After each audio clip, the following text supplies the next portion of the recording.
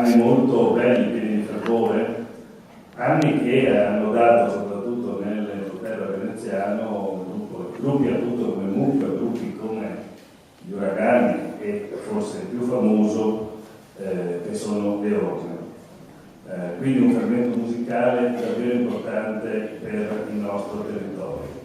La serata, però, queste serate che noi abbiamo fatto con il Mucchio, con gli Acetilene, non sono serate del come eravamo, ma sono serate del come siamo e di come potremmo essere in futuro. Certo, la musica da discoteca ha un po' impoverito il rock e i gruppi rock degli anni 70 e 80, decretandone in certe situazioni la morte alla fine. Ma se questa musica, come vedrete questa sera, viene proseguita dai giovani, significa che ha ancora sempre un futuro e che quelli più vecchi possono, oltre che insegnare, possono essere ancora degli autori e dei musicisti veramente da ascoltare e da godere.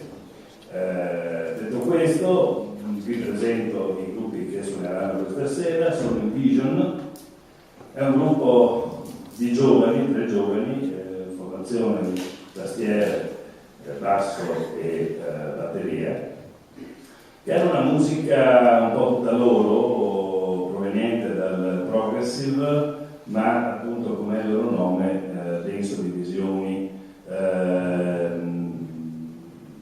davvero interessante, quasi una libertà che la musica ci può offrire. Una musica che peraltro non ripete ciò che è stato già detto, già scritto, ma è fonte dell'ispirazione di Simone Fagotto, che è l'autore sia della musica che dei testi.